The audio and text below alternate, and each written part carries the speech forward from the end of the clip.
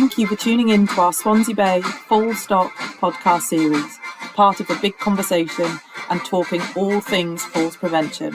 Falling or fear of falling affects millions of lives every day, but it does not need to be an inevitable part of ageing, and falls prevention is everybody's responsibility. So let's start the conversation and see what each of us can do to reduce these risks. Hello everybody, I'm really excited to introduce Neil today. Neil, I think I'll just let you introduce yourself if that's okay.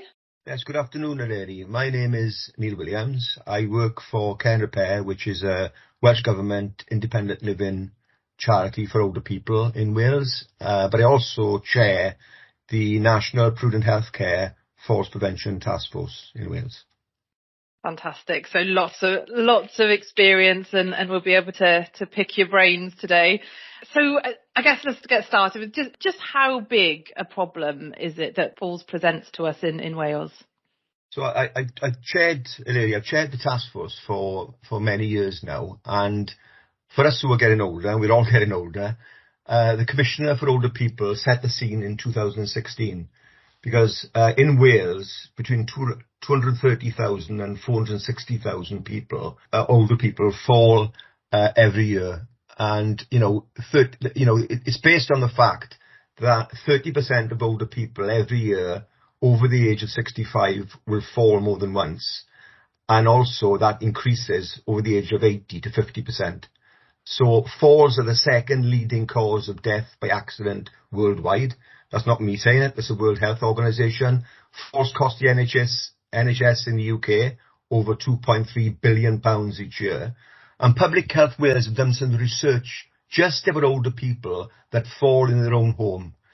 And what it indicates is that 278,000 older people are likely to fall this year, with 139,000 falling more than once. So that's a risk of serious injury and hospitalisation. And 8,100 will have a serious injury that we know will lead to hospitalisation. 3,000 will have a hip fracture. And in the 12 months following a fall, for those 3,000 that have a hip fracture, 1,500 will not regain their independence. And sadly, 750 will die. So uninterrupted, this trend, as a minimum expectation, will be here with us until 2026 and increase if we don't do something. And behind these numbers, I don't always like to focus just on numbers, are actually real people. They're our mum keys and dad keys, our mothers and fathers, our older family members, friends, neighbours, and sadly at some point it'll be us. Yeah, it really is a huge problem, isn't it? And one that part of this podcast is trying to just get those conversations started and let's talk about it and try and do what we can to get those numbers down, because it's quite sobering hearing those numbers out loud. Yes, absolutely. Is falling inevitable? Is it just a part of getting older? I think this is an important part of the campaign of the National Task Force and something we should really make sure that everybody understands. Because falling is inevitable. We all fall through our lives, and being active creates our quality of life and life experience that we all enjoy. But managing the process means that we can retain the resilience to avoid unnecessary falls that lead to severe health consequences, such as severe disability and loss of independence. The most vital thing I will say today, actually, and to remember and emphasise, is that given the right approach, the right personal approach, falls are not the inevitable consequence of growing old. Age might increase the risks, but it doesn't mean that we can't address the risks and enjoy life. Yeah, it's balance, isn't it? And I think that's a really important message. This does not have to be inevitable. There's lots we can do to reduce those risks. Okay, so if we do fall, should we just get up and get on with life? And before a fall happens, what's the point of worrying about it? Right, that's a really good point, lady, because we can all enjoy a quality life. But if we invite problems, the problems become an inevitability. They become, a fulfilled prophecy. So Unfortunately, the consequence of a nasty fall can be life transforming in the worst possible way. Not only the upheaval and trauma of needing hospital intervention, as bad as that can be, but in the most dreaded scenarios, a loss of home and dependency on residential or domiciliary care, or even, as I mentioned in the statistics earlier, even death. And this can be avoided. The debilitating impact of a fall can be devastating. And I want to just tease out some issues here. We all concentrate on the physical. We all know about how if we break a bone or receive a fracture, we always focus on the pain and the inability to do something to help ourselves. Those are the things we see straight away.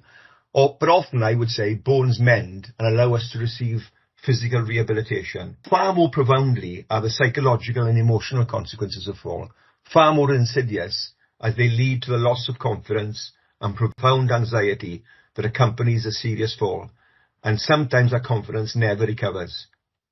More challenging in that it inhibits conventional routine, lowers ambition, and reinforces a sedentary lifestyle. And it is this deep-seated inertia that can increase the risk of further falls and create what I see as a vicious circle. And finally is the social aspect. At the heart, we are all social beings, and the ability to get on and see our friends, visit our family members, get help when we need it, connect with local services and maintain relationships is the biggest price to pay for a fall. Quite often as a result of falls that could have been avoided. So sometimes the pain goes away and the bones mend, but the long-term consequences are felt in terms of psychological and emotional deficit and the loss of the social networks that make life worth living. I can't reinforce it enough. It's a huge element of falls prevention, I think, that perhaps has been overlooked, and we need to see what we can do about that probably. Yeah, I think we've all got family members, Hilary. I've got an auntie, Mary, who's 95, who I care for. And I've seen her journey from the initial fall. She's fallen a good half a dozen times. Yeah. We all tease her that she's bionic.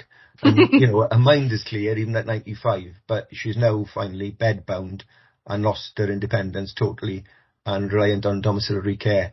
And I struggle to think, whether we could have interrupted that journey. I'm sure we could at an early stage if we had more knowledge and experience. So yes, just to finally answer your question, yes, there is a worry, but no need to worry if we do something about it at the right stage in our lives. And Absolutely. That's the real thing that we need to think about. Definitely. It's not being afraid to have those conversations earlier. I'm lucky enough to be part of the National Falls Prevention Task Force. Give us a bit of a flavour of what type of work you're doing there. There's a lot of bodies in Wales that focus on issues, and they could be seen as talking shops. I'm sure you can already see, Hilary, that the National Falls Prevention Task Force isn't a talking shop. It isn't just a group of nice people who get together and mull over how bad things are if you fall, etc., as we've already discussed. The National Falls Prevention Task Force has representatives from all 7 health boards, NHS representatives from various backgrounds, more in some instances with different experiences and skills. We have representation from the Welsh Ambulance Trust, the Fire and Rescue Service, the College of Occupational Therapy, Charter Society for Physiotherapy, College of Podiatry, expertise on nutrition, local government, and also a wide range of third sector organisations like my own Care and Repair, Age Cymru, Red Cross, RNIB, Alzheimer's Society, etc. And since 2017, we have organised 5 falls awareness programmes. That's a community awareness campaigns. One is forthcoming this September, and they are public health inspired around a campaign called Steady On, Stay Safe, based on evidence-based practice around 3 key areas, really, falls history, strength and balance, and a safe environment. And we also, to back that up, have a national brief intervention training course with associated guides, so a resource there to help anyone actually. It's not a medical model. It could be it could be NHS professionals, it could be social care professionals, it could be third sector bodies. Anybody in contact with older people, I think, would benefit from it. It's a 2.5-hour course, and it's soon to be supported by some e-learning modules. So far from being a talking shop, we are the engine of wide promotion of falls prevention as a realistic proposition operating through local networks, potentially in every community in Wales. You've talked the numbers. Is the problem too great, or are there some simple things we can do each and every one of us to help prevent falls? Well, as we've already said and agreed, the problem is huge. And as a natural process, an inevitable one, understanding that it is a byproduct of living life to the full and with maximum opportunity. But falls prevention is not about inhibiting quality of life. I think it is really important we stress and re-stress this. Yeah. Unfortunately, as we age and our bodies change, the risks can become bigger. But again, falls prevention is not about eroding quality of life for older people. It is firstly about making the right decisions that allow us to live a long, active and healthy life. And sometimes preserving health and well-being means leaving go of things that carry immense risk but were manageable in an earlier life. We all make those decisions, but we need to make them at the right time. It's also about knowing more about what impacts on our life through the experience of living. I mean, the basic facts that we lose 30% of our muscle strength between the ages of 50 and 70 years of age. Our bodies change. Our abilities change. Our bodies are the vehicle for living and need fuel like a car needs fuel. And unlike diesel, which you know the costs have gone up, which is quite expensive, our resilience, which is far more important than diesel, is a variety of things, physical, behavioural, environmental, which are often cheaper. So as with a car, when the fuel gauge is on red or empty, what would you do? You'd fill it up. Similarly, with your body, and where it lives, that's the environment around you, you need to top up your tank. And, at certain transitions in our life, there are natural points by which we need to think about how we maintain our resilience into the future. So the first very simple thing to do is talk about your concerns around falls. This is fundamentally important, and understand your own fuel gauge, where it's going down, where you need to put your attention to. And this type of behavioural support is the type of natural support that we are proposing to the task force through Steady On, Stay Safe. The healthier our societies will become, then the big problems become far more manageable. So it's a simple thing to do, first of all, is make falls, a natural conversation in our lives, that we look forward to good, longevity in our lives, based on the fact that we can address the risks to our health and well-being, certainly around falls. To be honest with you, if widely, falls didn't become something we run away from and hide and have shame over, or fear that we will lose our home or we'll end up in residential care, the sooner we break those myths and have falls as a natural conversation, I think the better chance we've got of reducing these risks and living long lives. The opposite is true. Your fear of losing your independence or ending up in residential care or losing your home, etc., will be increased if you don't talk about it. Are there any practical examples of help that are given to older people? Well, obviously since 2017, as we developed these resources and Steady On, Stay Safe is becoming far more embedded, a number of organisations have taken it up. Obviously what we would like to do is to ensure that the big organisations, like organisations that work at local government level or in the NHS or social care, actually make this falls conversation routine. And we've had some really good snapshots of that potential through our Falls Awareness Week, where we've had community pharmacies, GP practices, library services, all taking up the campaign for a week. And we try to encourage them to go further. Now, my own organisation, Care and Repair, as caseworkers visiting older people right across Wales, and just to give you some sense of numbers, we do what we call a healthy home assessment on 15,000 people, older people, so average age 77, 78 every year. And this is conducted in older people's homes, and falls prevention questions are structured into service delivery. They become, therefore, those routine questions. And also our caseworkers use the live opportunity of being in someone's house to see what evidence is around of falls hazards, so they can see the triggers that might be there, where they can take on a conversation, what we call a brief intervention conversation, in order to get somebody to think about or focus on their own risks and hopefully do something about those risks. And the outcome is a combination for me of four things. And this will be the same for whatever organisation, even you as, the big organisations, is you do something, first of all, that you need to do. So if you're a medical organisation, you do a clinical intervention. For us, and I'll use the example now from here on for Care and Repair, Obviously, home adaptation and repair to make the home safe is our bread and butter.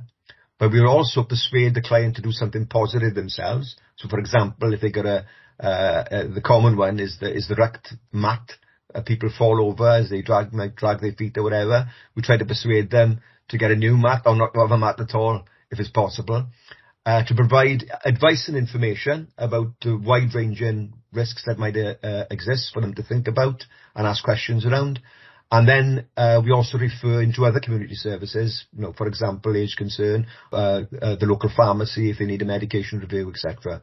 So that's the type of practical example that happens. And I know a range of third sector organisations who are face-to-face with older people would conduct the same type of service. Yeah, and it's fantastic service and really gives that thorough assessment of falls risks. But does it work? What are the outcomes that you're seeing?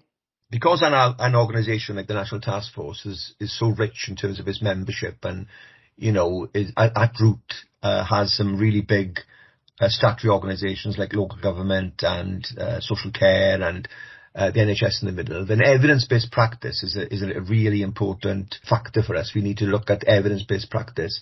And of course, we always go back to NICE guidelines for falls, which clearly provide evidence-based practice on interventions for known fallers and will lower the risk of further falls and provide the evidence for the guidance offered.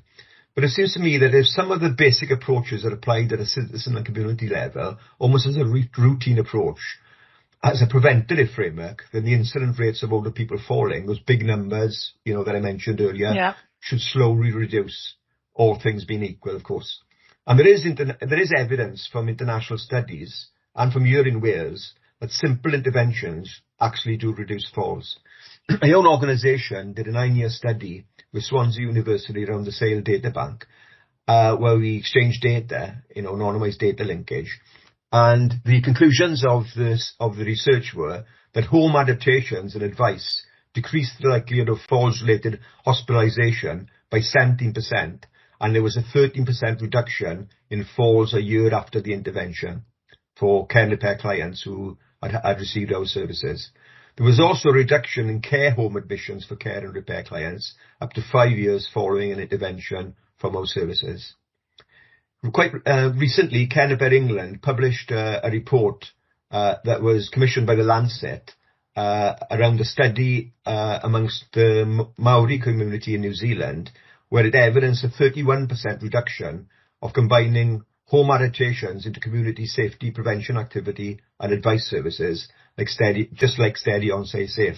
And there is a number of Southern Hemisphere studies, such as the Canterbury model and research in Queensland and a range of other places that are all similar figures, 25 to 30% reduction, if there's this local community preventative approach of linking activity, strength and balance classes and exercise with home safety, looking at the focus on key falls risks.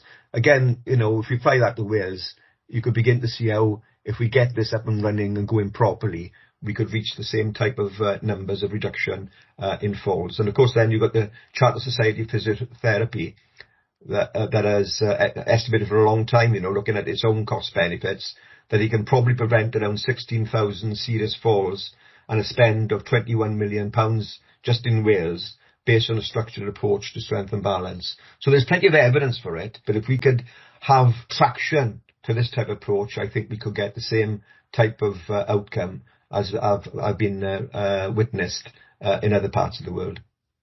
The potential for impact is huge. It strikes me that we all need to take that approach and get falls assessment to be part of our baseline assessments when we're meeting people for the first time. So can anyone help? And if so, what do we need to do? Right, well, first thing to do is, certainly keep a keen eye on September the 19th. There'll be a lot of social media messaging. There'll be a lot of information circulated around Wales around Steady On, Stay Safe, and the organisations that help and are wedded to that type of approach. But we have also developed a brief intervention approach through the task force and, as I say, a training model for a type of making every contact count approach, making inquiry around falls routine, and that's what you're talking about. And basically providing operational policy for making falls everyone's business, genuinely making falls everyone's business. We've all got our own primary responsibilities in our work situations, but always be mindful that doing things together, creates an exponentially greater ability to meet the benefits of health and well-being than just doing your own particular part of the jigsaw. So I think in reality, you're right. You're absolutely right, Larry. Anyone can do this with a bit of thought. And the process is described in the 3-step approach in the Falls Awareness Week literature this year. So I just want to emphasize the point that the conversation, for me, is better, even if a professional does it, to do it in a very naturalistic style. But actually, the power of it is actually in this natural conversational approach where you win people's trust and then you begin to tease out the issues that they are concerned about. So the 3-step program for us for Falls Awareness Week is very simple. If everyone did this with somebody who was older across Wales, you imagine the effect and the impact it would have. So have you fallen in the last 12 months?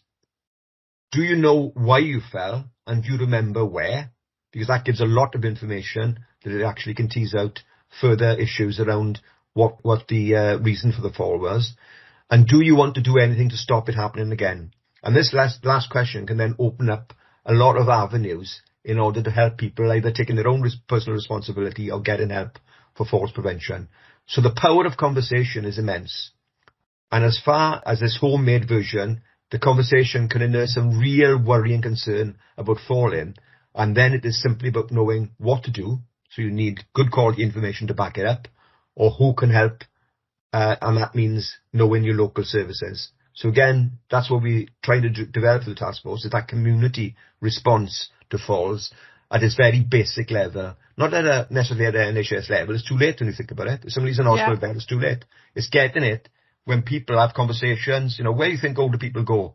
Shoe shops, get their hair done, go to the supermarket, wherever it is, that's where the conversations need to happen. And as a structured service approach, then if we take it to the services that are already adopting this, and we want to encourage more and more to do this, as a structured service approach, the work is in having access to the local provider network and using the trust built up with clients to promote positive health measures. Whoever faces a client or a service face-to-face with an older person develops a relationship, and it's that relationship is the real key to success. So your organisation might have the skills to help for some risks. Again, I use my own. Care and Repair would make your home safer. But then with other risk areas, it's about referring into local partnership services. So at its simplest level, it's about convincing clients to do something positive to address their own risks. And it could be, as I say, get their eyes checked, get their medicine reviewed, or even purchase safer slippers, as I was supposed to do when I was touching 60. So the main thing for falls prevention is working together, we can shrink a large problem. And I think it's just so important, that conversational approach, because what we want to be doing is empowering people to make those changes themselves wherever that's possible, and to be informed and be educated in terms of what some of the risks are, and to support those people to make changes that may well make all the difference. But that wouldn't happen if we come in and start telling people what to do and telling people that they have to take their rugs up straight away and stop going up the stairs and stop going on the bus by yourself. You're not going to get the right effect. By having that sort of two-way conversation, which is really relaxed and open, is going to be the best way to get the most out of that conversation, I would say. Yeah, your pitch is dead right, the lady. That's exactly it at all. We're not there to be Big Brother and tell people to do. I mean, if people just lay down all day and didn't have any quality of life, of course they wouldn't fall. Yeah. Who wants that? We want to have great lives, active, healthy lives, manage the risk carefully, and make decisions that are good decisions, but be encouraged, understand what the factors that have an implication for long-time enjoyment of life are, and you're dead right. Yeah. Fantastic. Neil, thank you so much. Any kind of final thoughts before we wrap it up for the day? Final thoughts for me actually is, get involved. If everybody does this, if this becomes a natural part of life, I'm an older person myself. God, I'm not sure I've said that for a while, but I am an older person myself. And, a lot has changed in my lifetime, but there's so much availability of information today that I hope that my grandchildren will be far more aware in terms of public health than I was as I've grown up. And this needs to be part of it. And if this becomes part of it, then, people will be living longer, but they'll also have greater quality of life. Everyone will know one older person. And if you have that one conversation, that will have a snowball effect. Small actions, big changes. So that's the end of this episode. We hope it's provided some useful insights, and please follow the links provided for more information. But remember, falls are not inevitable. Together we can make a difference. Let's keep this conversation going.